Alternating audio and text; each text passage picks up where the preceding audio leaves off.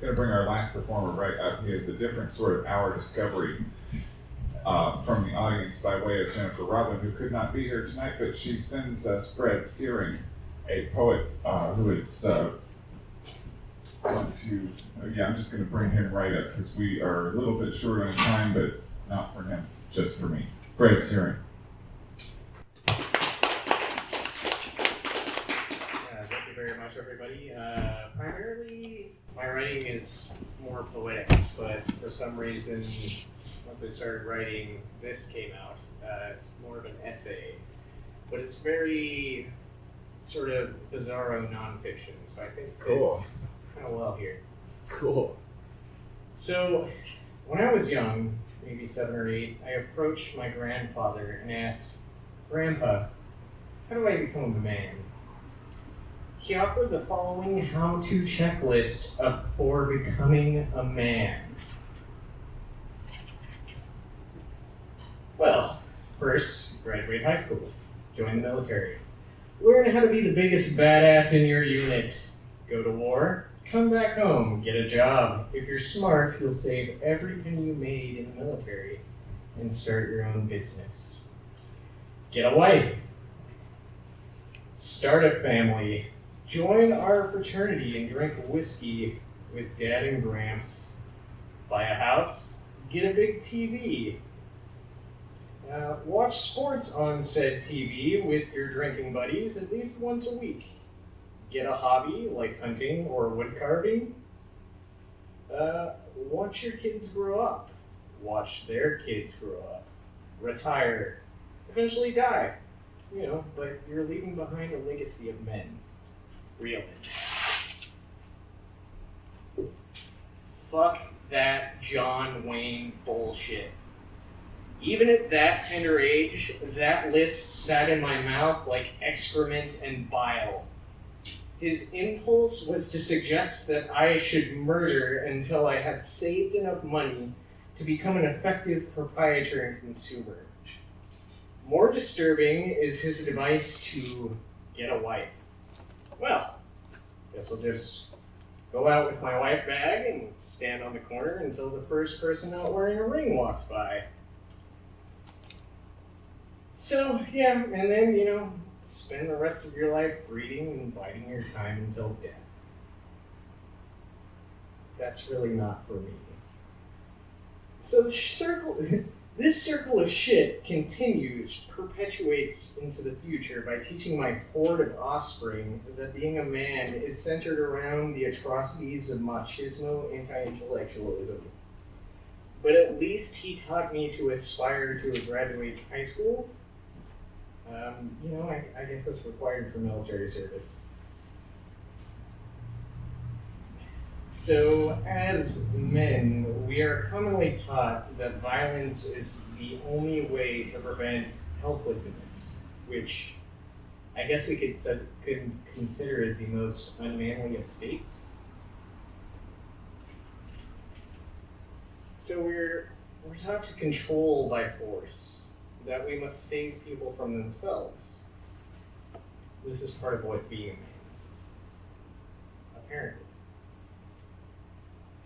But these are two concepts that we need to eradicate from global consciousness before we can advance as a species. Without fully realizing the implications and only knowing that this well laid out future was not for me, I decided to ask my other grandfather. I went to him and I said, "Pop, how do I become a man?" We sat for a moment, staring at the ceiling, and after what seemed like minutes, he looked up at me and said, "You have to figure that out for yourself. Once you figure it out, you'll be one step closer to becoming a man." Although this wasn't necessarily the answer that I was looking for, it profoundly changed my life. I eventually realized that the meaning he was conveying is that life is not static. With this, we need to be able to cast aside everything we think we know in order to grow. So let's talk for a moment about how the world has changed. Let's briefly recap the wonderful history of feminism. Before I begin, please know that I am not a women's or gender studies major, and I can hardly do justice to the movement as a whole with only the short amount of time I have on stage. I'll just be going over the highlights, the big hits, the good things.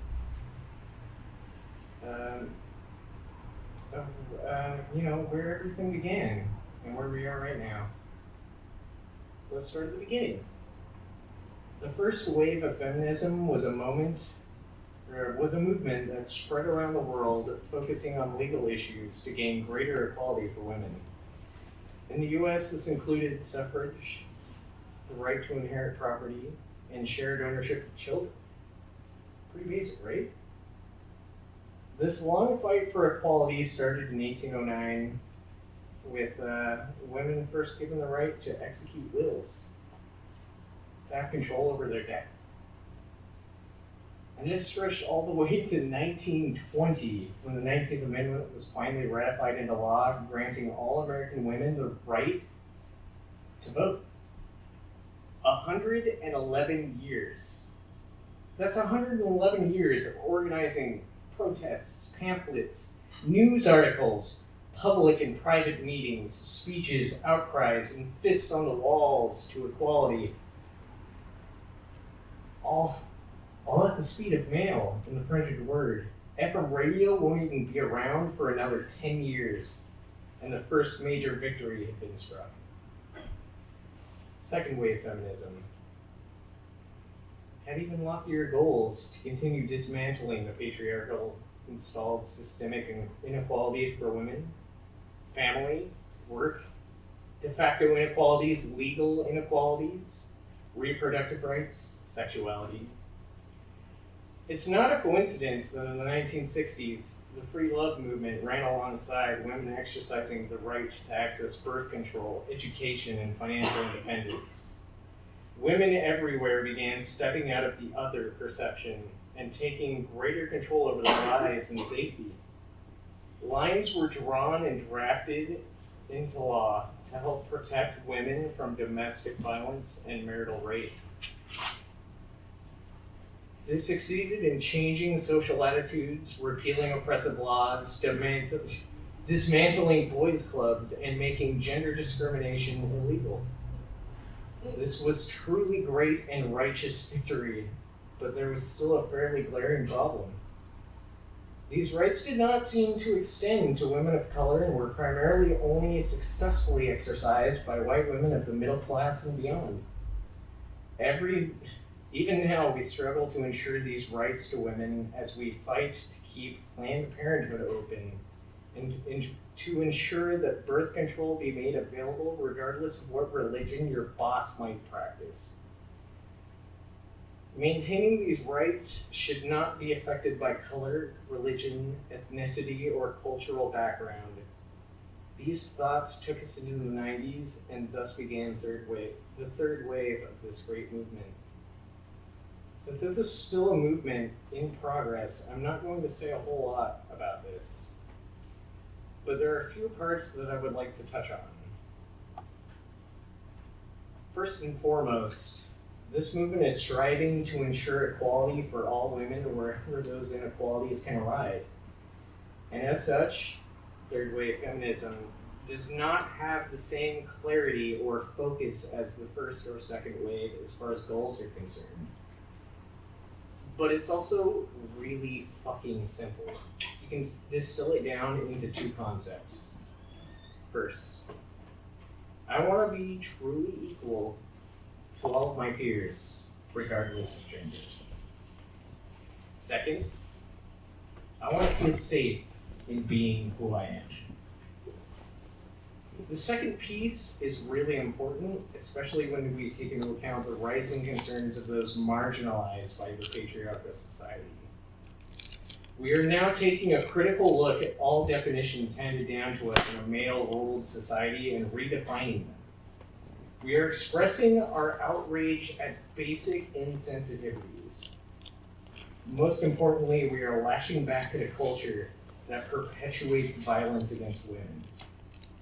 With these things in mind, let's move on. So, what makes a man? Anybody? Does anybody want to volunteer and say, what is it? What makes a man? It isn't genitalia. It's not your chromosomes. It's most definitely not the binary sex typing assigned to us at birth, also known as male. At its distillation, we can break it down into an archetype, masculinity. Well, rather, just let's define a man as one who is very masculine. Actually, you know what? Fuck it. Let's get rid of the entire concept of what is a man. Gender is a spectrum by philosophy and by biochemistry, and only has relevance based on how you self-identify. Society is going to have a hard time adapting to this truth. So in the meantime, let's redefine an archetype. Let's move away from violent machismo force my grandfather once tried to hand me, which now lays there on the floor. And let's move away from gun-toting yokels trying to prove they are real men by intimidation and violating spaces that are not theirs. I feel that this redefining of masculinity is necessary to further feminism, mostly because we have men out there that just don't know how to behave. There's the hyper-violent Bundy Bird Sanctuary terrorists that decide that they can take what they want, and the reticent men's rights activists, the nice guys, disenchanted by the fact that they can't trade human decencies for sex. Let's shoot for the middle. So, how do we redefine masculinity without gender? Let's start with one. One, the masculine can hold safe space for those around them. It is important to create an environment where people are allowed to be who they are without being terrorized or judged for it. Two, masculinity is the epitome of leadership. The masculine leads not by force or violence, but because they know where they're going. And because people enjoy feeling fucking safe around them. The masculine knows who they are and does not change just to be accepted. They have temperance to hear what people have to say, and the discipline to change themselves based on their own conclusions.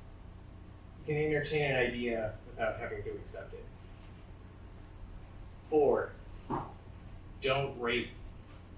That actually has nothing to do with masculinity, it's just really fucking easy to do. So with all of this said, this isn't a comprehensive guide.